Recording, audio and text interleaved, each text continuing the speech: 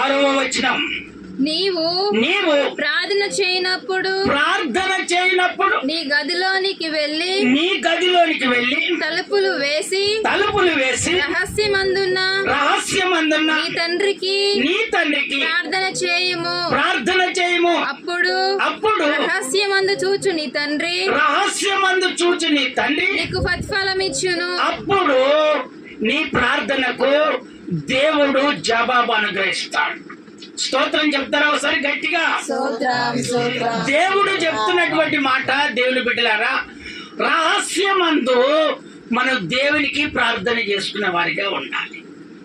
రహస్యమందు స్థలము, రహస్యం అంటే ఎవరు లేని చోటు, ఏ ఆలోచనలు రాకుండా, ఎవరితో మాట్లాడకుండా, ఏ సౌండ్ రాకుండా, ఈ రహస్యమైనటువంటి స్థలములో ప్రార్థన చేసుకుంటే ఆ ప్రార్థనకు దేవుడు ఖచ్చితంగా ప్రతిఫలం ఇస్తానని దేవుడు చెప్తున్నాడు.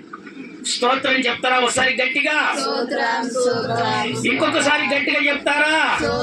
అందుకనే దేవుని బిడ్డలారా, దేవుడు చెప్తున్నటువంటి మాట, రహస్యమందు చూచుచూ నీ తండ్రి నీకు ప్రతిఫలం ఇస్తాడంటే, నీవు రహస్యంగా తలుపు వేసుకొని నువ్వు దేవునికి ప్రార్థన చేసినప్పుడే ఆ దేవుడి నీ మనవి ఆలకించి నీకు ఖచ్చితంగా జవాబు అనుగ్రహిస్తాడు. చూడండి, కొంతమంది ఏం చేస్తారంటే, దేవుడు నాకు మేలు చేయట్లేదని ఆలోచన చేస్తారు. కానీ నీవు ఎప్పుడైనా రహస్యంగా దేవునికి ప్రార్థన చేస్తున్నావా? ఎవరు చూడకుండా నీ అంతటికి నీ వెళ్ళి తలుపేసుకొని దేవునికి ఎప్పుడైనా ఈ రహస్యమైనటువంటి ప్రార్థన నువ్వు చేసావా? చేయలే. దేవుడు చెప్తున్నాడు. అందుకనే నా దేవుడు ఈరోజు సెలవిస్తున్నటువంటి మాట, రహస్యంగా నీకు ఏది కావాలని ఆశతో వచ్చావో నా దేవుడు చెప్తున్నాడు. దేవుని దగ్గర ఏ మేలు పొందుకోవాలని ఆశతో వచ్చావో, దేవుని దగ్గర ఏ కార్యం కావాలని ఆశతో వచ్చావో నా దేవుడు చెప్తున్నాడు, ఆయన ఖచ్చితంగా నీకు ప్రతిఫలం ఇస్తానని దేవుడు చెప్తున్నాడు. కానీ నీవు నీ తలుపులు వేసుకొని రహస్యంగా నువ్వు ప్రార్థన చేస్తే ఖచ్చితంగా నేను ప్రతిఫలం చేస్తాను, ఖచ్చితంగా ప్రతిఫలం ఇస్తాను. అది అనారోగ్యమైనా సరే, ఆర్థిక ఇబ్బందులైనా సరే, ఇంకా తీరని రోగాలైనా సరే, ఇంకా ఏదైనా క్యాన్సర్ గడ్డల చేత బాధపడుతున్నా సరే, ఇట్లా ఏ సమస్య ఉన్నా నీవు ఎవరికి చెప్తే ఎవరు నీకు మేలు చెయ్యరు. నువ్వు చెప్తే నీ ఆలోచన బట్టి నేను దూరం ఉంచుతాను. స్తోత్రం చెప్తాను ఒకసారి గట్టిగా? నీ మనసులో ఉన్నది, నీ ఒంట్లో ఉన్నది, వింటున్నావా? ఇలాంటి ఏవైనా ఉంటే నువ్వు మనుషులకు చెప్పొద్దు. మనుషులకు చెప్తే నిన్ను దూరంగా ఉంచుతారు. ఎందుకంటే నిన్ను ముట్టుకోరు, నీ దగ్గరికి రారు. ఈ రహస్యమైనటువంటి అన్ని అనారోగ్యాలు ఉంటాయి, రహస్యమైనటువంటి చెప్పరానటువంటి అన్ని అనేకమైనటువంటి ఉంటాయి. దేవుని బిడ్డలారా, నా దేవుడు చెప్తున్నాడు, ఈ రహస్యమైనటువంటి అన్ని నువ్వు ఏం చేయాలంటే తలుపు వేసుకొని నిలుమొక్కల మీద ఉండి రహస్యంగా నాకు ప్రార్థన చెయ్యి, నీకు వెంటనే ప్రతిఫలము నేను ఇస్తానని నా దేవుడు ఈరోజు నీతో మాట్లాడుతున్నాను. నా దేవుడు జాలి కలిగినటువంటి దేవుడు, ఆయన ప్రేమ కలిగినటువంటి దేవుడు. ఆయనకు నువ్వు చేసేది ఒకటే తెలుసా? రహస్యంగా బయటికి వెళ్తే 10 మందికి చెప్తే నీ ఆలోచన అంతా తారుమారైపోతుంది. వాడో మాట అన్నా, వీళ్ళొక మాట అన్నా, వింటున్నావా? 10 మందిలో కూర్చుంటే 10 మంది ఒక రకంగా మాట్లాడను. ఇవన్నీ నీ దృష్టిలో పెట్టుకోకుండా నువ్వు వెళ్ళి తలుపు వేసుకున్నావా, రహస్యంగా నా ప్రభా నా మనవి ఇదయ్యా, నాకు మేలు చేయి ప్రభా అని నువ్వు ప్రార్థన ఎప్పుడైతే నా దేవునికి చేస్తావో రహస్యంగా, ఆయన ఖచ్చితంగా ప్రతిఫలం అనుగ్రహిస్తాడు. స్తోత్రం చెప్తారా ఒకసారి గట్టిగా? ఇంకొకసారి గట్టిగా చెప్తారా? దేవుని లేనటువంటి కొన్ని ఉన్నాయంట. అదే మత్తయి సువార్త 6వ అధ్యాయము 5వ వచనం ఒకసారి చదివి వినిపిస్తారా? మరియు మీరు ప్రార్థన చేయనప్పుడు వేషధారుల వలె ఉండవద్దు. కొంతమంది వేషధారులుగా ఉంటారంట. ప్రార్థన చేసేటప్పుడు కొంతమంది వేషధారులుగా ఉంటారు. మనుషులకు కనబడవలెనని సమాజ మందిరములలో వీధుల మూలములోను నిలిచి ప్రార్థన చేయుట వారికి ఇష్టము.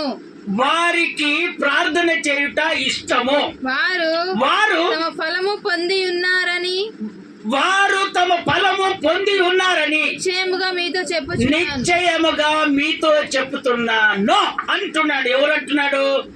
దేవుడు అంటున్నాడు. సూటిగా కొంతమంది వేషధారులైనటువంటి వాళ్ళు కొంతమంది ఉంటారంట.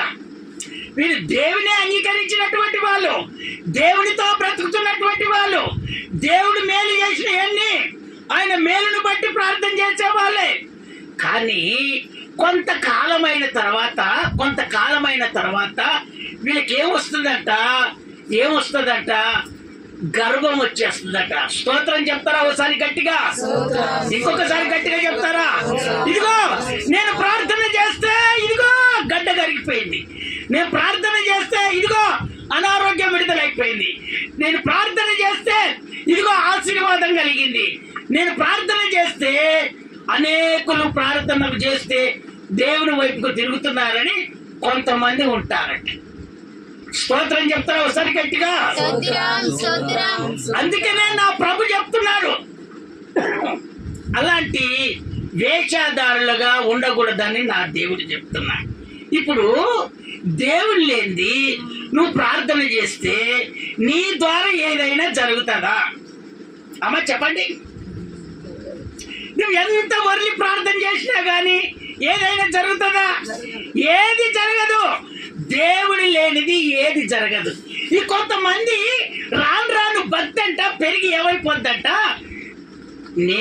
నేను ప్రార్థన చేస్తే ఖచ్చితంగా అన్ని విడుదలైపోతాయని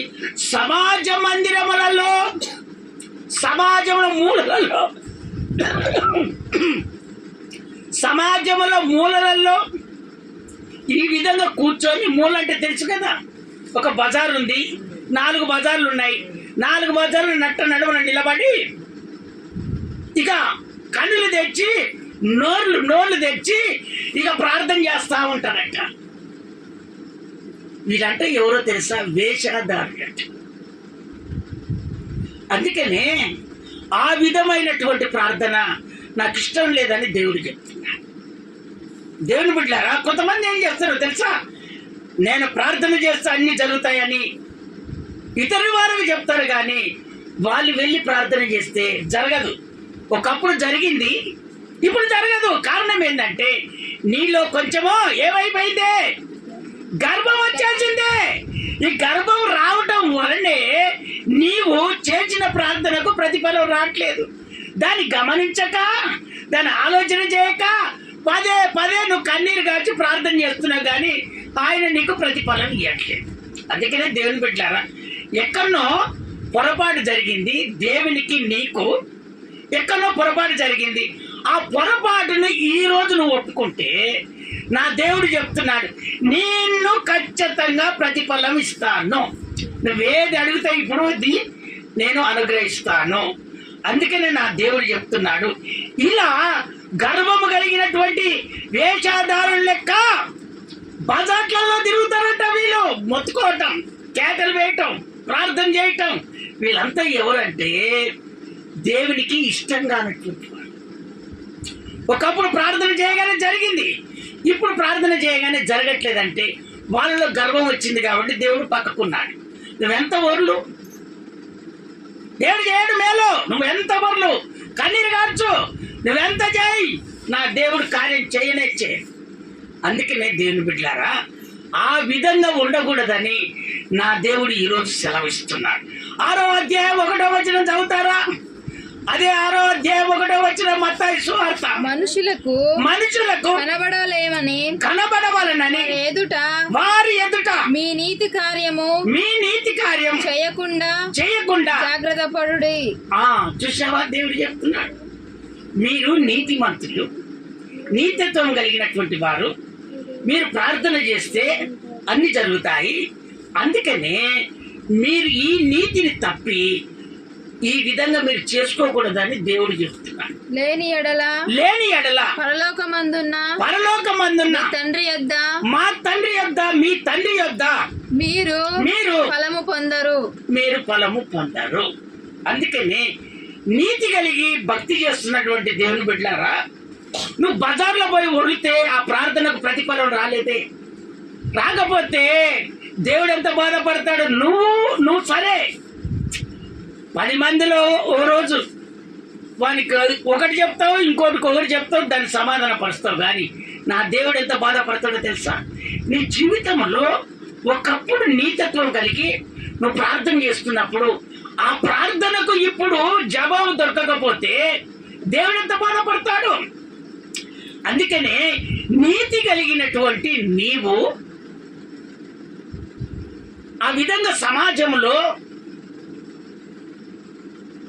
ప్రార్థన చేయకూడదు. ఎందుకు చేయకూడదంటే అది దేవునికి ఇష్టమైనటువంటిది కాదు. కాబట్టి నీవు నీతి కలిగి నీవు రహస్యంగా తలుపులేసుకొని దేవుని దగ్గర ప్రార్థన చేస్తే ఆ ప్రార్థనకు దేవుడు జవాబు అనుగ్రహిస్తాడని చెప్తున్నాడు.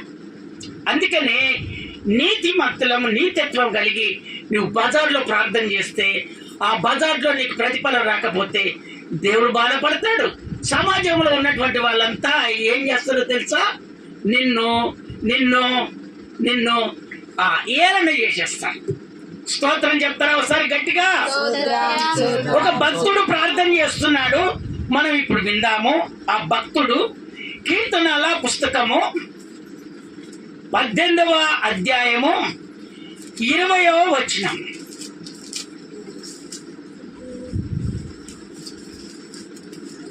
నా నీతిని బట్టి ఇప్పుడు నా నీతిని బట్టి యెహోవా నాకు ప్రతిఫలం ఇచ్చెను. నా నిర్దోషత్వమును బట్టి నాకు ప్రతిఫలం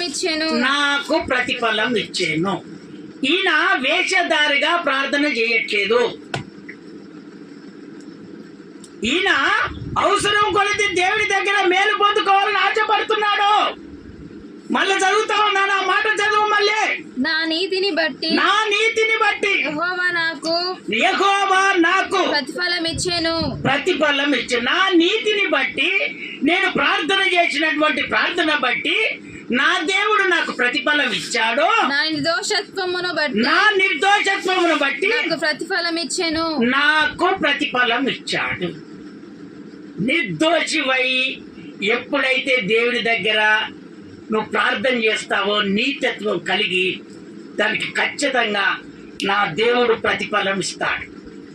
నీతిని తప్పిపోయావా, నువ్వు దోషివై ప్రార్థన చేసావా, పాపం చేసి నువ్వు ప్రార్థన చేసావా, దానికి నా దేవుడు ప్రతిఫలము ఇవ్వడంటే ఇవ్వడు.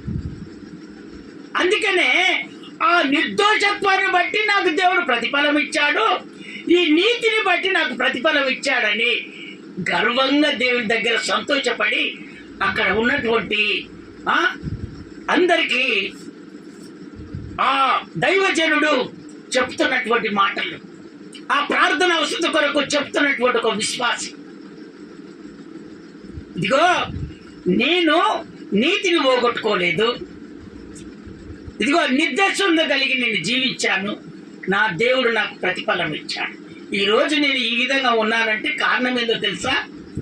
నీతిని పోగొట్టుకోలేదు, నిర్దోషమత్తుడుగా నేను నిలబడ్డాను కనుక ఈ రోజు నా కుటుంబం ఆశీర్వదించబడుతుందని అనేకులకు చెప్తున్నాను. అక్కడ స్తోత్రం చెప్తారా ఒకసారి గట్టిగా? అదే మాదిరిగా కింది వచ్చిన చదువుతా ఉన్నానా? 21. యెహోవా మార్గములను నేను అనుసరించుచున్నాను. యెహోవా మార్గములను నేను అనుసరించుచున్నాను. భక్తిహీనుడనై నేను నా దేవుని విడిచిన వాడను కాను. నా దేవుడిని విడిచిన వాడును కాను. మళ్ళీ రిపీట్ చేయి అదే మాట. యెహోవా మార్గములను నేను అనుసరించుచున్నాను. చూడు, నేను యెహోవా మార్గాన్ని ఎప్పుడు తొలగిపోలేదు. ఆయన ఏ విధంగా చెప్తున్నాడో, ఏ మార్గంలో పోమంటున్నాడో అదే మార్గంలో నేను పోతున్నాను, తొలగిపోవట్లేదు. భక్తిహీనుడనై నేను నా దేవుని విడిచిన వాడను కాను. భక్తిహీనుడనై నేను విడిచిన వాడిని కాదు, నా దేవుని విడిచిన వాడిని కాదని చెప్తున్నాను. ఈరోజు నేను ఆశీర్వదించబడుతున్నానంటే, దేవుడు నా ప్రార్థనకు జవాబిస్తున్నాడంటే కారణం ఏదో తెలుసా? నేను దేవుని మార్గాన్ని ఏ మార్గంలో నడవమని చెప్తున్నాడో అదే మార్గంలో నేను నడుచుకుంటున్నాను. ఇదిగో, భక్తిహీనంగా నేను నడుచుకోవట్లేదు. భక్తిహీనంగా నువ్వు నడుచుకోకుండా భక్తిపరముగా నేను నడుచుకుంటున్నాను కాబట్టి దేవుడు నాకు ప్రతిఫలం అనుగ్రహిస్తున్నాడని చెప్తున్నాడు. అందుకనే దేవుని బిడ్డలారా, నా దేవుడు చెప్తున్నటువంటి మాట, భక్తిని మీరు ఒకవేళ ప్రభుకు దూరం అయిపోయారేమో, నా దేవుడు ఈరోజు సెలవిస్తున్నటువంటి మాట, ఒకవేళ నీ భక్తికి దూరం అయిపోతే ఆయన భక్తిపరులుగా మీరు నిలబడాలని నా దేవుడు కోరుకుంటున్నాడు. ఆయన ఖచ్చితంగా మీకు కావలసినటువంటి ఏది కావాలని ఆశతో వచ్చారో అది ఖచ్చితంగా నా దేవుడు చేస్తాడు. ఆయన మార్గాన్ని ఎప్పుడు తొలగిపోకూడదు. ఆయన మార్గాన్ని కొంతమంది ఏం చేస్తారంటే, అయ్యా నీ మార్గాన్ని నేను తొలగిపోనని వెంటనే దేవుని దగ్గర ఒప్పందం చేసుకుంటారు, దైవజనుని దగ్గర ఒప్పందం చేసుకుంటారు. మళ్ళీ ఏం చేస్తారంటే ఆ మాటకు విలువ లేకుండా చేసి వేసుకుంటారు. వీళ్ళంతా ఎవరంట? భక్తిహీనులు, వేషధారులను వీళ్ళంటారు. వీళ్ళని ఏమంటారు? వేషధారులు, భక్తిహీనులు. అందుకే నేను గర్వంగా చెప్పుకుంటున్నా, నేను ఈ రోజు ఇంత ఆశీర్వదించబడ్డానంటే కారణం ఏందో తెలుసా? ఆయన మార్గాలను నేను వదిలిపెట్టలేదు. ఆయన భయభక్తులు కలిగి నేను జీవిస్తున్నాను, ఎప్పుడు భక్తి నేను పోగొట్టుకోలేదు. అందుకనే ఈ రోజు నేను ఆశీర్వదించబడుతున్నానని ఎలుగెత్తి సాక్ష్యం చెప్తున్నాడు దేవుని బిడ్డలారా. అందుకనే భక్తి కొంచెం దూరం అయిపోయిందేమో, ఆయన చెప్పినటువంటి మార్గాన్ని నువ్వు విడిచిపోయావేమో, నా దేవుడు ఈ రోజు నీతో మాట్లాడుతున్నాడు. ఒకవేళ కన్ఫామ్ గా దేవుడు నీతో చెప్తున్నటువంటి ఈ మాటలు నువ్వు అంగీకరించి, అయ్యా నేను ఒకవేళ తొలగిపోయానేమో గాని ఈ రోజు నుంచి తొలగకుండా నీ ఎద్దట నేను నిలబడతానయ్యా అని ఒక్క తీర్మానం నువ్వు చేసుకుంటే నా దేవుడు నిన్ను వర్ధిల్లింపజేస్తాడు. స్తోత్రం చెప్తారా ఒకసారి గట్టిగా? చూడు, నా దేవుడు చెప్తున్నా, రోమా పుస్తకము 2వ అధ్యాయము 6వ వచనం, వాని వాని క్రియల చొప్పున ప్రతిఫలం ఇస్తాడంట. నువ్వు ఎంత ప్రార్థన చేస్తున్నావో, ఎంత ప్రార్థన, ఆ ప్రార్థనను బట్టి నీకు ప్రతిఫలం దేవుడు ఇస్తాడంట. అమ్మా 2వ అధ్యాయం 6వ వచనం రోమా పుస్తకం. ఆయన ప్రతి వానికి వాని క్రియల చూడు, ఒక్కలే కాదు దేవుడు చెప్పి, ప్రతి వానికి వాని క్రియల చొప్పున ఫలమిచ్చును, నేను ప్రతిఫలం ఇస్తాను. సత్క్రియను అంతే లేదమ్మా? పెట్టినారా దేవుని బిడ్డలారా? వాని ప్రతి వానికి చెప్తున్నాడు దేవుడు. సంగమా, సంఘములో ఉన్నటువంటి ప్రతి ఒక్కరికి చెప్తున్నాడు, నీ ప్రార్థన బట్టి నేను ఖచ్చితంగా ప్రతిఫలం ఇస్తాను.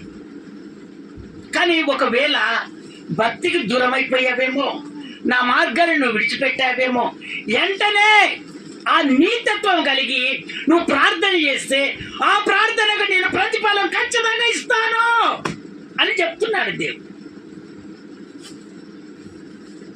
అందుకనే నీకు ప్రతిఫలం కావాలంటే నువ్వు తలుపులు వేసుకొని రహస్యంగా నువ్వేం చేయాలి?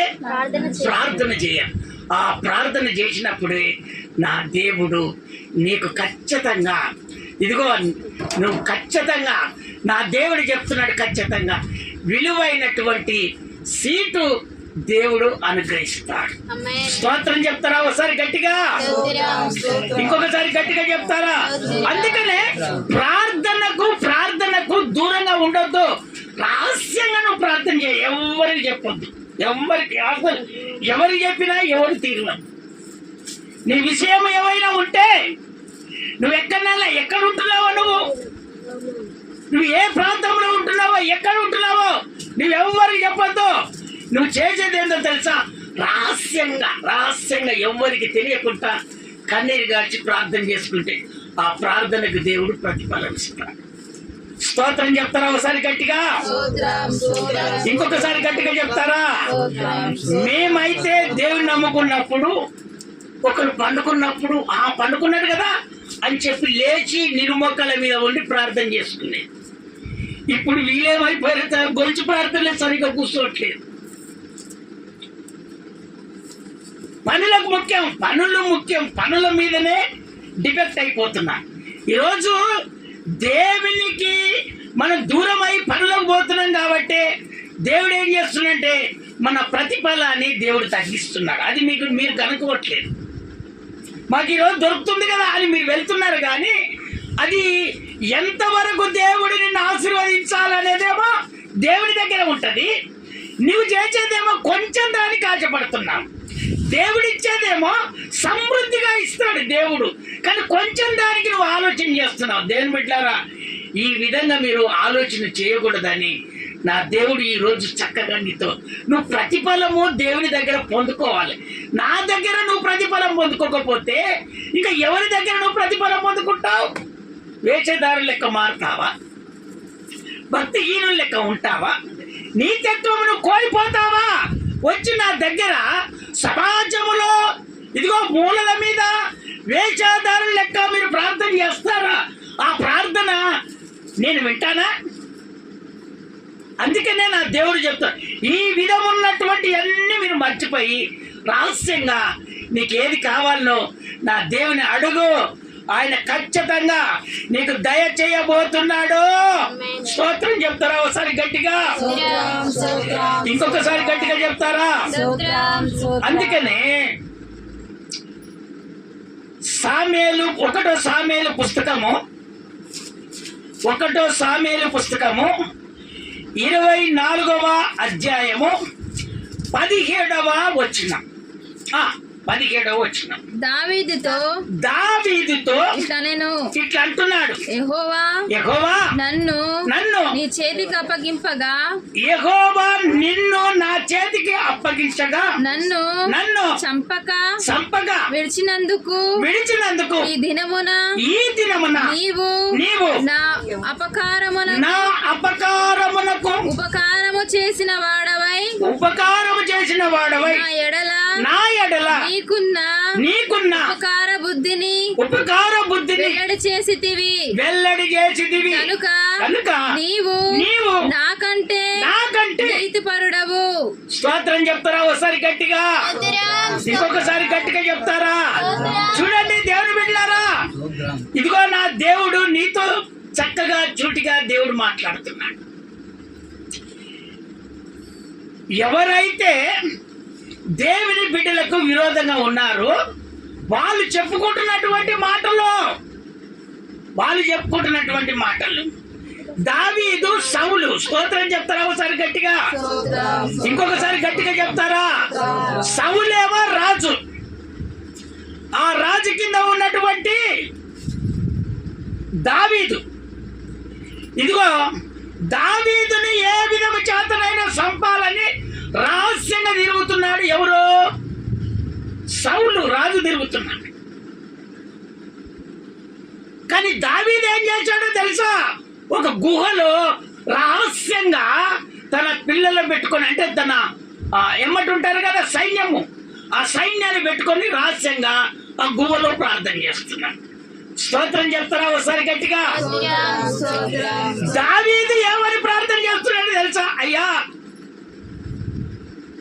ఈ రాజు చేతిలో నుంచి నన్ను విడిపించయ్యా. నేను రాజుకి ఏం అన్యాయం చేయట్లేదు కదయ్యా. ఆయన నా మీద ఎందుకు పగబడుతున్నాడో అది నాకు తెలియని పరిస్థితి అయిపోయిందయ్యా. వాళ్ళ మాటలు విని నన్ను ఈ విధంగా చేస్తు, నేను మంచోనని నీకు తెలుసు కదయ్యా, అందుకనే అతని నుండి నన్ను కాపాడు ప్రభువా అని దేవునికి ప్రార్థన చేస్తున్నాడు. ఎక్కడ? రహస్యమైనటువంటి గుహలో తన మనుషులను పెట్టుకొని ప్రార్థన చేస్తున్నాడు. ఈ సౌలు ఏం చేశాడో తెలుసా? ఫిలిష్తీయులను తరుముట మాని, ఇదిగో దావీదు పలానా చోట్ల ఉన్నాడని ఇదిగో అతని వెతకటానికి వచ్చాడు. ఎందుకో తెలుసా? అతడు రహస్యంగానే వచ్చాడు, ఎవరికి చెప్పకుండా రహస్యం.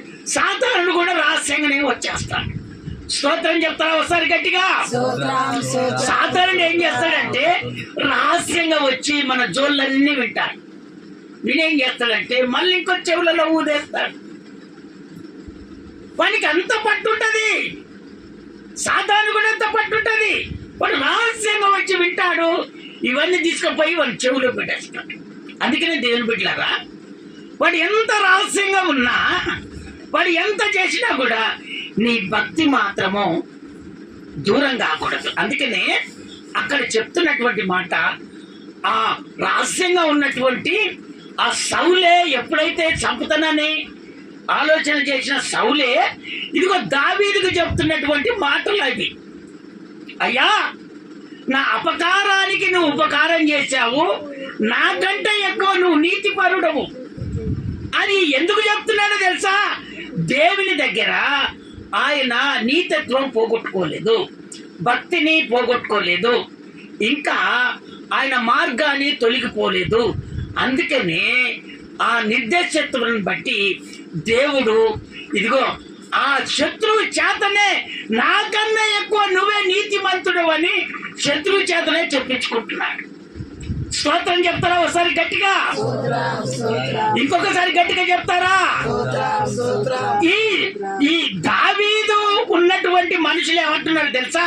అయ్యా, ఇప్పుడు సమయం అయిపోయింది, ఇగో దేవుడు ఎప్పుడో నీకు అడ్డగిస్తాడు, నీకు దొరికిపోతాడని చెప్పాడు కదా, ఈ సమయం అయ్యా, ఇప్పుడు ఏం చేద్దామా అంటే, వద్దొద్దు,